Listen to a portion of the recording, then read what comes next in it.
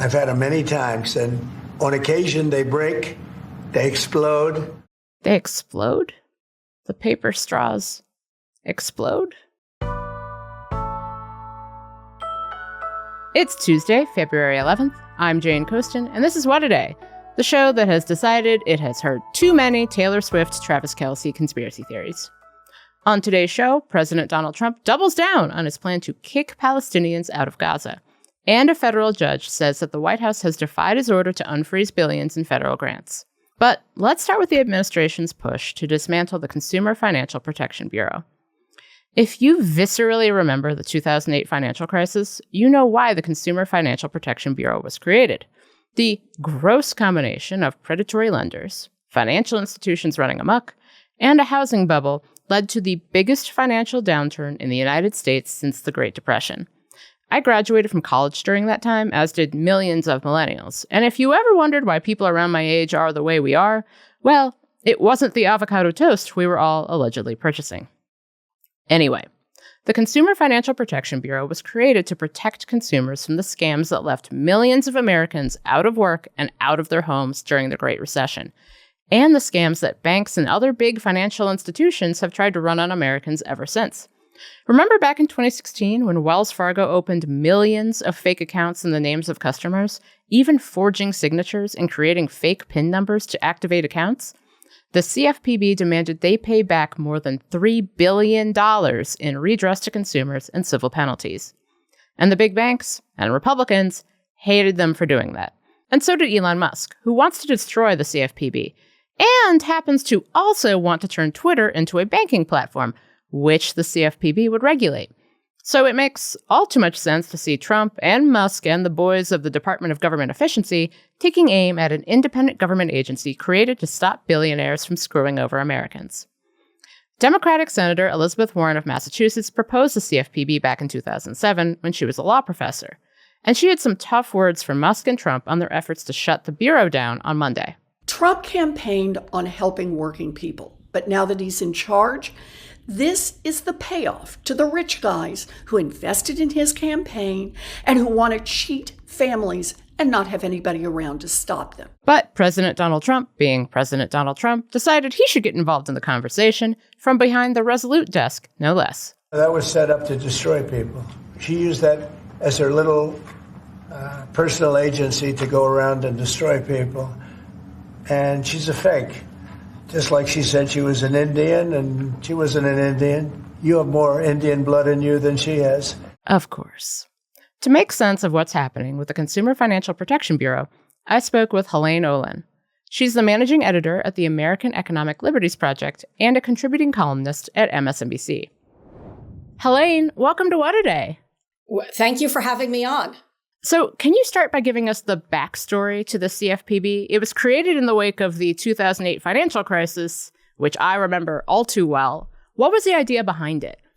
The idea behind the CFPB was to prevent another financial crisis. In 2007, Elizabeth Warren had written a piece for the journal Democracy saying that if you bought a toaster and it had a 1 in 5 chance of blowing up, this toaster would not be on the market.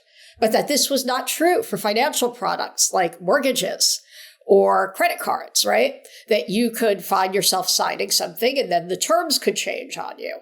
The price could go up. And so this was her pitch for what became the CFPB, was that this would protect people from being taken advantage of by big financial institutions and therefore would prevent such a thing as the mortgage market blow up again.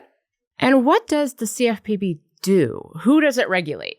It regulates both the largest banks, not the smaller banks. So like JP Morgan Chase is the CFPB, Bank of America, CFPB.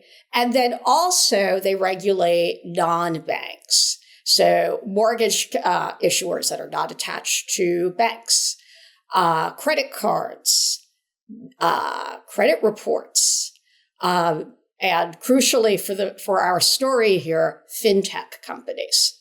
And for the uninitiated, what is fintech? Who are we talking about when we say that? We are talking about technology firms that are effectively acting as banks or credit issuers of some sort. But here's the crucial difference. If you put money in a bank, you get all these legal protections.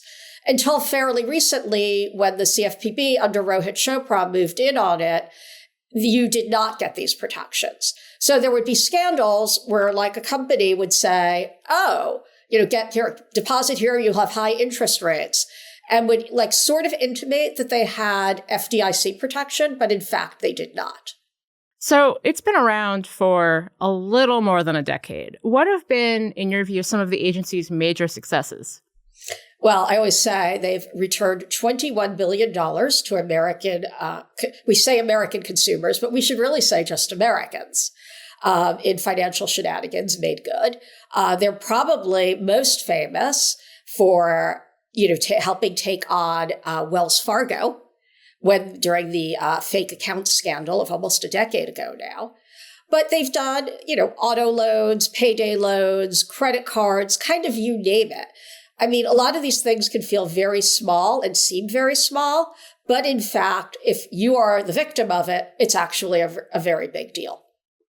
And as long as the CFPB has been around, Republicans have hated it, and they've pushed to get rid of it, even if some of CFPB's success seems like it would be a good thing for consumers and for, the populist right. So why do they hate it so much? Well, first, the big banks and the banking sector and the financial sector generally hated it. They were more regulated than they used to be, and they didn't like this very much. So they were out for the CFPB from day one. And more recently, they've been joined by the technology/fintech sector, who has come under the increased attention from the CFPB and has also discovered they don't like this very much and that they want the CFPB to go away. Elon Musk also seems to hate the CFPB, but his push to dismantle it comes as he's also trying to turn Twitter into the everything app that would also include the ability to make payments through the app. Now, despite the fact that I cannot imagine a thing I would less want to have control of my money, that's supposed to roll out soon. What role would the CFPB play in regulating that? Well, they had put forth regulations last year that would essentially begin moving these apps to basically banking status. If you're acting as a bank, you are a bank. And Elon Musk did not like that very much. He was trying to do what could be best described as a sort of everything app, where it would have social media, financial services, and by the way, you could order your pizza, a car, go shopping, fill in the blank, sort of like a version of WeChat that they have in China. And of course, this was, the CFPB took an interest in this, and Elon Musk was not happy about it. The Supreme Court has twice upheld the constitutionality of the CFPB, so this latest effort to shut it down would seem to fly in the face of recent Supreme Court precedent. So where do you see this fight over the CFPB's future headed? Well, it's clearly headed to the courts. What is going on this go-round is this attempt to shut it down is, in a number of ways, appears to be contradictory to the statute that set up the CFPB itself. The CFPB was not set up by presidential fiat. It was set up as part of the Dodd-Frank legislation after Obama was elected. So there are things that the CFPB does, like, for example, make sure that military families are not ripped off by the financial services sector, that is actually baked into the statute, that this is what they do. So it would seem that you couldn't just unilaterally say, as the Trump administration has done in the past several days, oh, by the way, cease all work. That seems to be a problem. What would it mean for consumers if the CFPB went away, if not entirely, then at least in spirit? It would basically mean there is an open season on you, that you have no major recourse, at least at the federal level, should you find yourself in the crosshairs of a battle with the financial services sector, whether you feel they've stuck a fee on you, whether, the agreement hasn't worked out, or something like that. To be fair, there are states where there is some more regulation in some of these areas. When states can do it, they sometimes do it, particularly in blue states like California.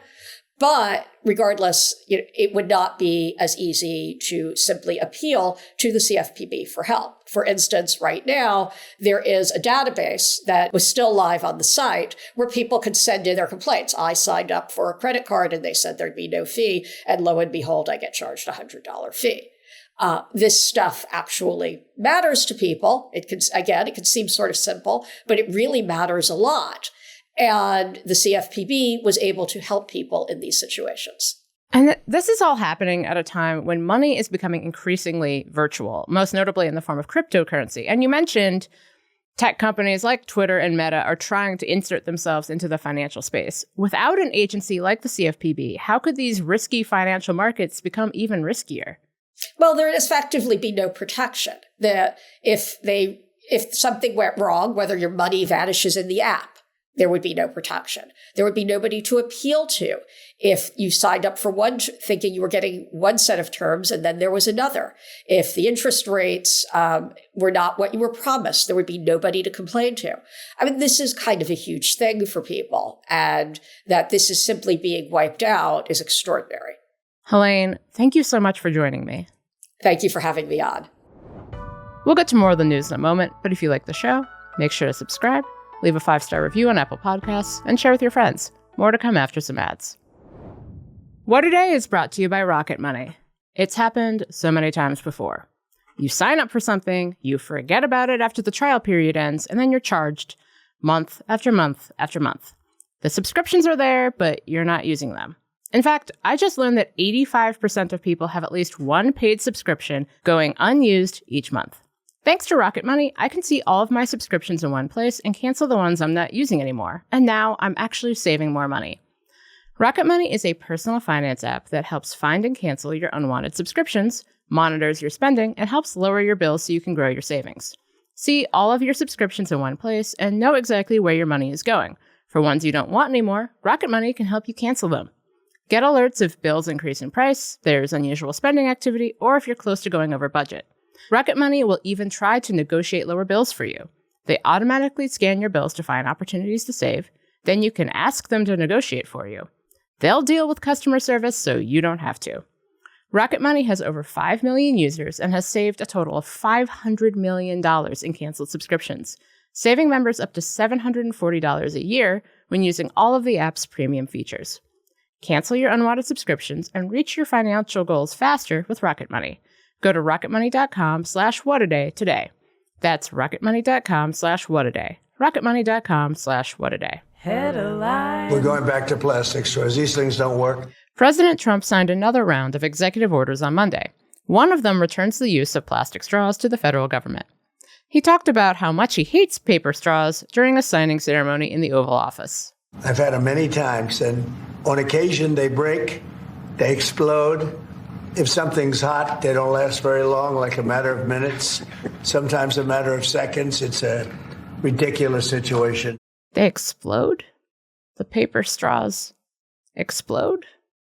The order doesn't seem to require anyone to buy plastic straws or ban paper ones outright. It mostly reverses the Biden administration's order for federal government food services to move away from single-use plastic products by 2027. Oh, and did I mention the sharks? And I don't think that plastic's going to affect a shark very much as they're munching their way through the ocean. I do not think that Trump knows what a shark is. Also during that Oval Office signing session, President Trump signed orders imposing 25% tariffs on steel and aluminum imports. Trump told reporters while aboard Air Force One Sunday that the tariffs would be on all steel and aluminum imports, including from Canada and Mexico. Domestic metal makers have been lobbying for protection so they can compete against cheap foreign metals. Trump said it's a big deal while signing the orders in the Oval Office Monday. This is the beginning of making America rich again. He rambled a little while talking specifically about the steel tariffs. All you have to do is make it in the United States. We don't need it from another country. As an example, Canada. If we make it in the United States, we don't need it to be made in Canada. We'll have the jobs. That's why Canada should be our 51st state. The tariffs are expected to hurt some of America's closest allies. What else is new? According to the American Iron and Steel Institute, Canada was the top steel supplier to the U.S. last year, followed by Brazil, Mexico, South Korea, and Vietnam. A federal judge found the Trump administration has not fully complied with his order to unfreeze federal funding. On Monday, U.S. District Court Judge John McConnell ordered the White House to, quote, immediately restore frozen funding. He's deciding whether to indefinitely block the freeze through ongoing litigation. The Office of Management and Budget sent out a memo last month ordering federal agencies to pause funding until the White House could decide if the spending was in line with President Trump's agenda. The memo was later rescinded, but left lawmakers and the agencies that rely on those grants very confused. McConnell ordered a temporary restraining order on the plan to freeze federal funding at the end of January. But a coalition of 22 states says the money has still not been restored to several programs.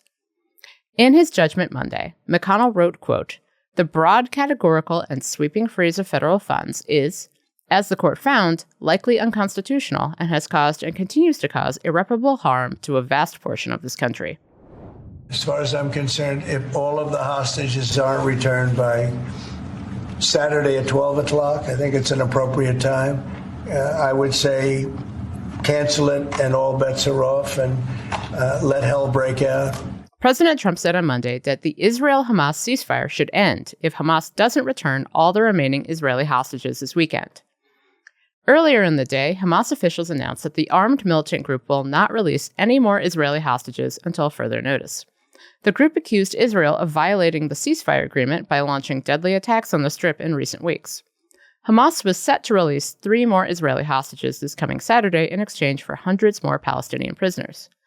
But the group said that the trade would be postponed unless Israel stops targeting Gazans. Israel's defense minister said on Monday that delaying the exchange would violate the ceasefire agreement just 3 weeks into its first phase. He added that the country's troops in Gaza have been put on high alert.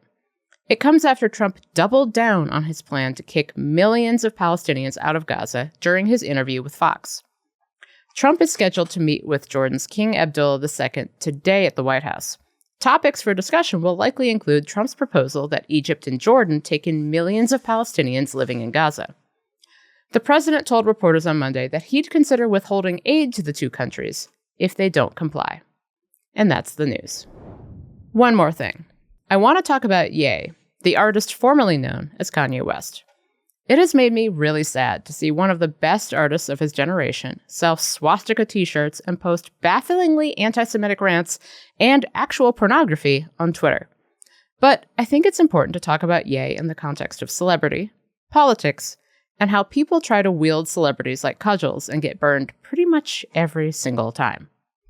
Let's go back in time to 2019. Back then, I was working at Vox as a reporter with a focus on conservatism and the American right. And I started noticing something a little odd. Right-wing figures had suddenly decided that they really, really liked Ye. Not his music, his politics, or what they thought were his politics. Conservative outlets like The Federalist, which never met a hip-hop artist they didn't think was responsible for the destruction of Black America, were writing about how Ye getting upset about what his former wife, Kim Kardashian, wore to the Met Gala was good, actually. And when Ye started talking about Christianity and ranting against abortion and Planned Parenthood, even more conservatives got on the bandwagon. The conservative magazine National Review dedicated the cover of its November 2019 issue to an article asking whether or not Ye could be a defender of Christianity, depicting Ye as a saint. Then Ye decided he was going to run for president in 2020, with the help of Republicans and Jared Kushner, President Trump's son-in-law. He got around 70,000 votes, and the conservative love for Ye continued, even as his behavior began to deteriorate.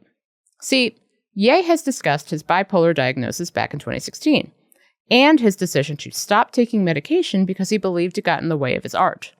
More recently, he has discussed receiving an autism diagnosis. And again, conservative media ran cover for Ye, excusing his behavior and his cruelty, like when he made really horrible comments about the singer Lizzo, because he sometimes said things that sounded vaguely conservative. When Tucker Carlson interviewed Ye after praising him for wearing a White Lives Matter shirt back in 2022, Carlson told his audience that the only people who opposed Ye were enemies of his ideas who wanted to defeat his conservatism. But Carlson's team edited out Ye saying that professional actors had moved into his home to, quote, sexualize his children, and that he experienced visions from God on, quote, how to build these free energy, kinetic, fully kinetic energy communities. Carlson wanted Ye to be the perfect black conservative celebrity, and was happy to edit him to make him sound that way. You probably know how this ended. Ye went on a weeks-long anti-Semitic rant online and off in October 2022, got booted off Twitter and Instagram, and started hanging out with virulent white nationalists. He even managed to be the first person I've ever seen be too conspiratorial and too anti-Semitic for conspiracy monger Alex Jones, telling him, quote, "The Jewish media has made us feel like the Nazis and Hitler have never offered anything of value to the world. I see good things about Hitler also." The same conservative outlets that praised him endlessly suddenly had way less to say about Ye's anti-Semitism and misogyny, or about Ye, period. Conservative media has long wanted a black celebrity to repeat its talking points about gender and race, and they thought they finally had one. Over and over again, they praised his bravery in taking on the left. And then, when it became clear that he is, as he has long been, deeply unwell, they abandoned him. There's a lesson here for all of us. Celebrities are people. They are not ideologies or perfect vectors for all of our hopes and dreams. And if you're depending on a celebrity to make your political dreams come true, well, you're going to be disappointed. That's all for today. If you like the show, make sure you subscribe, leave a review, check on the Philadelphia Eagles fans in your life, and make sure they're okay and safe and everything, and tell your friends to listen. And if you're into reading, and not just about how now we face the long, horrifying months without football with only basketball to save us from having to talk to people or something, like me, What A Day is also a nightly newsletter. Check it out and subscribe at crooked.com/subscribe. I'm Jane Coaston, and don't talk to me about baseball. Baseball is not a real sport.